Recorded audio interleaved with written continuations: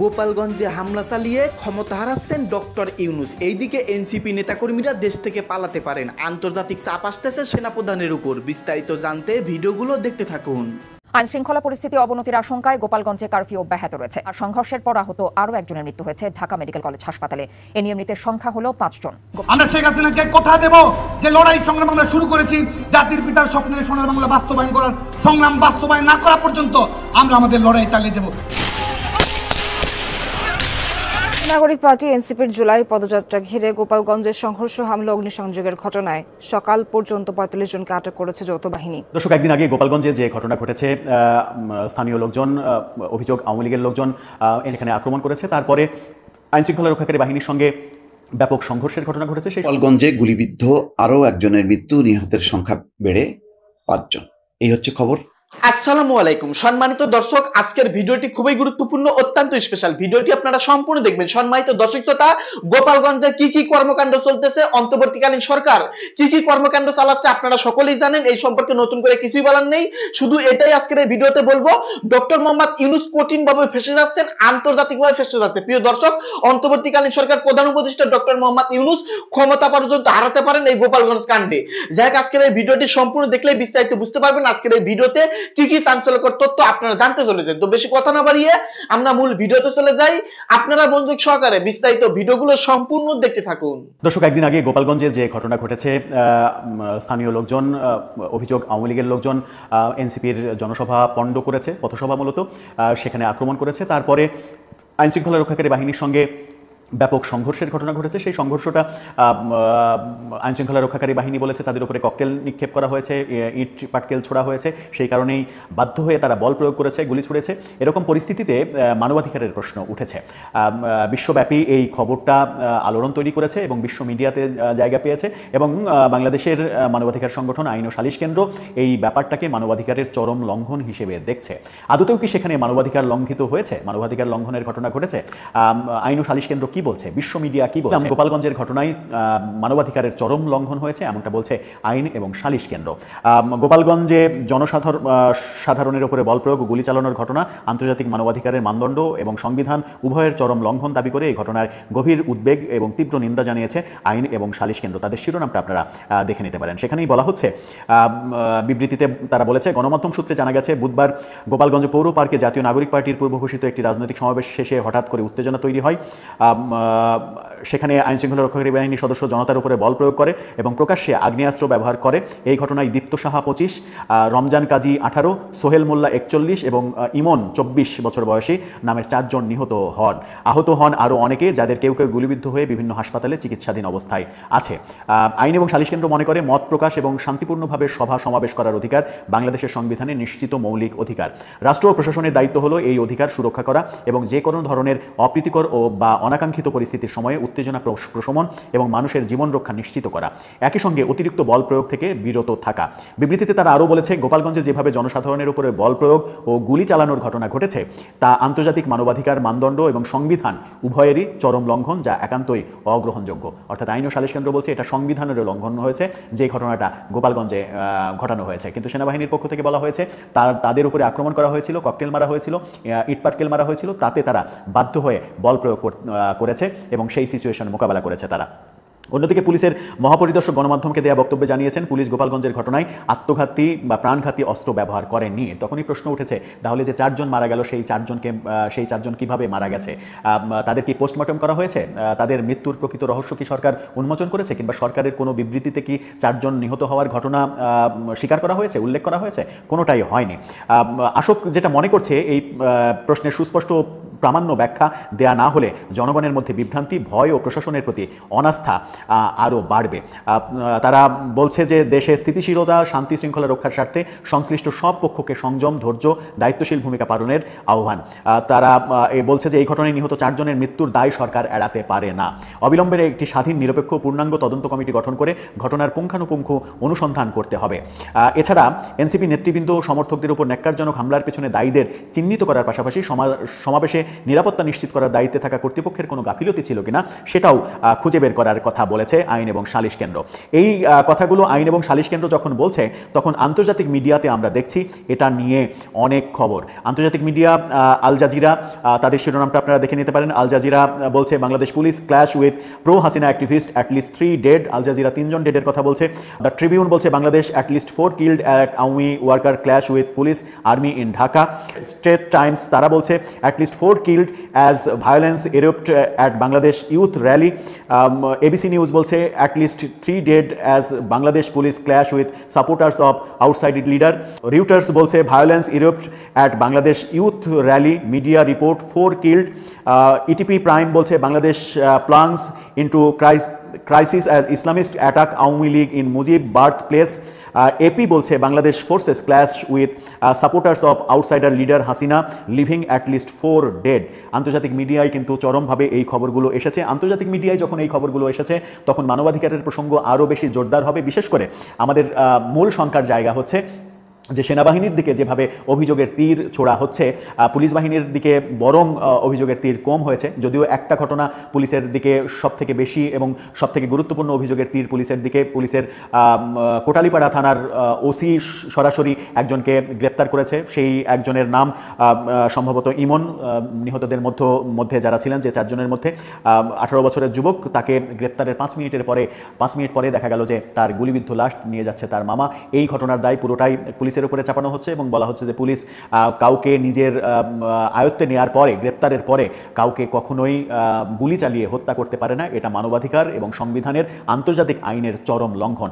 এই ব্যাপারটা যদি তদন্ত করে বের করা যায় এবং দোষীদের শাস্তি দেওয়া যায়, অন্য ঘটনাগুলো বাদ শুধুমাত্র এই ঘটনাটার যদি তদন্ত করে দোষীদের ব্যবস্থা নেওয়া হয়, আমার মনে হয় যে আগামীতে যে কোনো বিষয়ে এই ঘটনা রোধ করা অনেক বেশি সহজ হবে। আবার আরেকটা আলোচনাও রয়েছে যে এটাও তো এক ধরনের মব। এনসিপির যে পথসভা, সেই পথসভায় যে সংঘবদ্ধ আক্রমণ, এটাও এক ধরনের মব। এবং মব আস্তে আস্তে কোন জায়গায় গিয়েছে সেটা তো এখন আমাদের কাছে স্পষ্ট। শুরু থেকেই বিভিন্ন স্টেক হোল্ডার, বিভিন্ন বিশ্লেষক, বিভিন্ন আইনজীবী, সাংবাদিক বারবার বলে আসছিলেন যে মবের লাগাম টেনে ধরেন।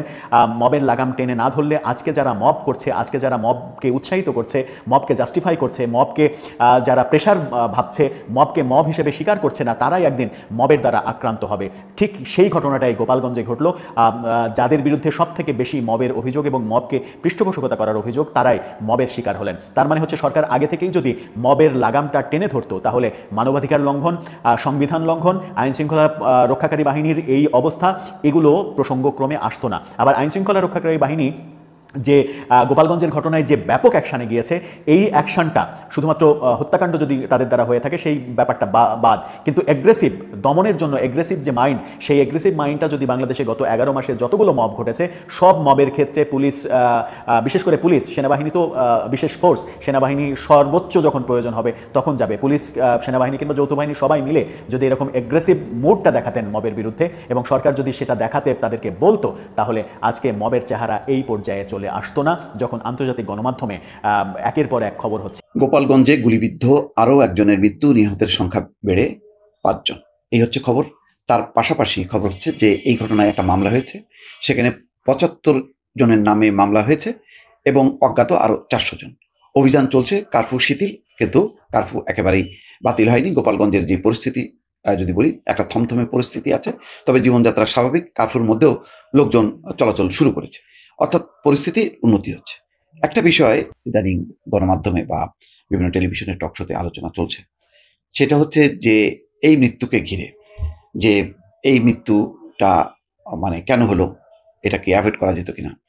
আসলে যদি সারাদিন কেউ, আমি যেমন ব্যক্তিগতভাবে একেবারে পুরো লাইভটা দেখছিলাম, চ্যানেল 24 সহ বিভিন্ন টেলিভিশনে যে পরিস্থিতি দেখা যাচ্ছিল, যে বিকল্প কি ছিল, মানে সেনাবাহিনীকে আসতে হলো কেন, সেনাবাহিনীকে কেন বিবৃতি দিয়ে বলতে হচ্ছে যে আত্মরক্ষার্থে সেনাবাহিনী বল প্রয়োগে বাধ্য হয়েছে।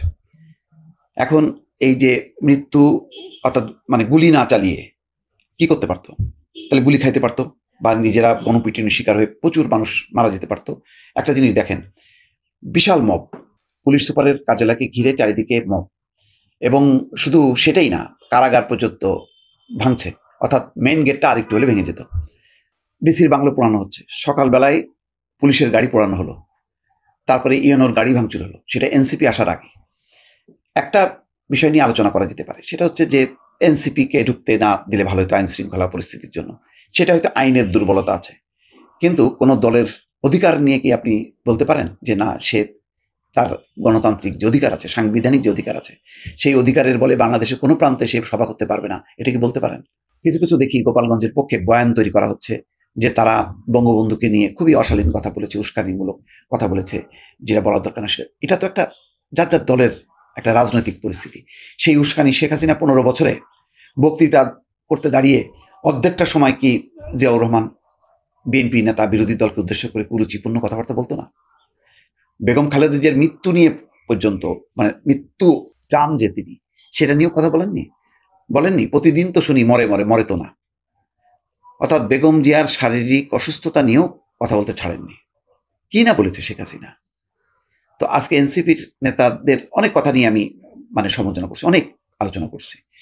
তাদের এই রাজনৈতিক দল গঠনটাকেই তো আমি সঠিক মনে করি না, যে তাদের একটা দলভুক্ত হওয়ার দরকার ছিল না। এবং এখন যে তাদেরকে ঘিরে দেখা যাচ্ছে কোনো কোনো ধর্মীয় রাজনৈতিক দলগুলোর উচ্ছ্বাস এবং তাদের আওতায় নিয়ে আসার যে তৎপরতা, বা তারাও সেদিকে হেলে পড়েছে, সেটাও আমি সঠিক মনে করি না। একটা লিবারেল ডেমোক্রেটিক ফোর্স হিসাবে তাদের আস্তে আস্তে এগোনোর দরকার ছিল। সবচেয়ে বড় কথা যে আমি তাদের রাজনৈতিক দল গঠনটাকেই সঠিক মনে করি না, সেই আলোচনাটা ভিন্ন। কিন্তু আপনি গোপালগঞ্জে তাদেরকে সভা করতে দেবেন না। আপনি বলবেন যে না, তারা তো মাজার গুড়ায় দেওয়ার কথা বলছে, তাদের পক্ষের লোকজন দেশ বিদেশ থেকে উস্কানি দিয়েছে যে ওই মাজার গুড়ানো হবে। গুড়ানোর কি কোনো কর্মসূচি ছিল? গাড়িগুলি কি এসে কি ওই গোপালগঞ্জের যে পৌর পার্ক যেখানে সভা ছিল সেখানে কি আসেনি? অন্য কোনো জায়গায় গেছে? আর যদি সেটাকে আপনি প্রতিহত করতে চান, তাহলে রাজনৈতিক কর্মসূচি কই?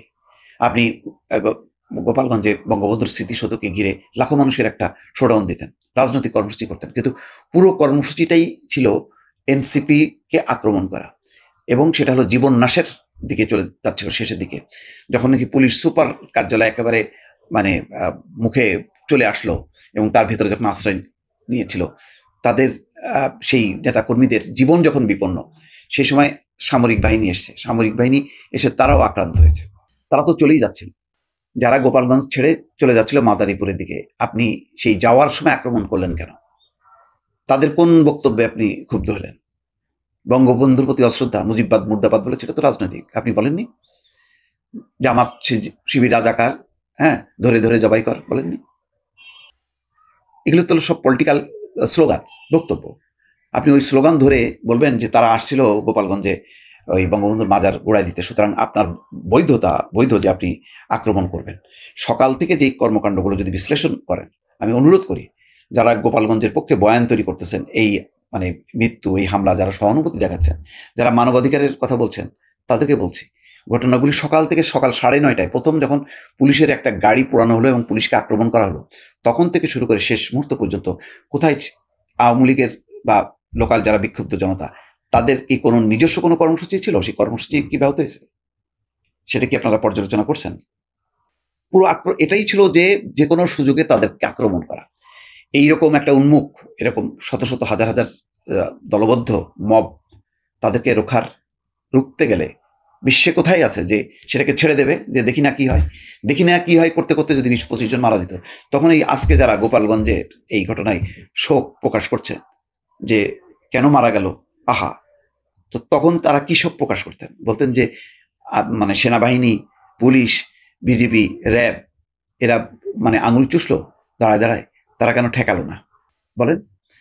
সম্মানিত দর্শক, আশা করতেছি বিস্তারিত ভিডিওগুলো আপনারা সম্পূর্ণ মনোযোগ সহকারে শুনেছেন এবং দেখেছেন। প্রিয় দর্শক, দেশের অবস্থা, রাজনৈতিক পরিবেশ বেশ একটা ভালো না। যে কোনো মুহূর্তে যে কোনো অ্যাকশন আসবে, যে কোনো একটা ঘটনা ঘটবে। কারণ আন্তর্জাতিকভাবে অন্তর্বর্তীকালীন সরকার যেসব কর্মকাণ্ড চালিয়েছে গোপালগঞ্জে, জাতিসংঘ পর্যন্ত চলে গেছে। প্রিয় দর্শক শ্রোতা, আপনারা ইতিমধ্যে শেখ হাসিনার একটি ফোন কলে শুনেছেন। সেই ফোন কলে শেখ হাসিনা নিজেই বলেছেন এই ছবিগুলো বাংলাদেশ সেনাবাহিনী গোপালগঞ্জের সাধারণ মানুষের উপর যেভাবে আক্রমণ চালিয়েছে, এই ছবিগুলো জাতিসংঘ পাঠানো হবে। দর্শক, সবকিছু মিলিয়ে ডক্টর মোহাম্মদ ইউনূস এনসিপি নেতাকর্মী কঠিন বিপদে পড়ে গেছে, সেই সাথে সেনাপ্রধানও ছাড় পাবে না।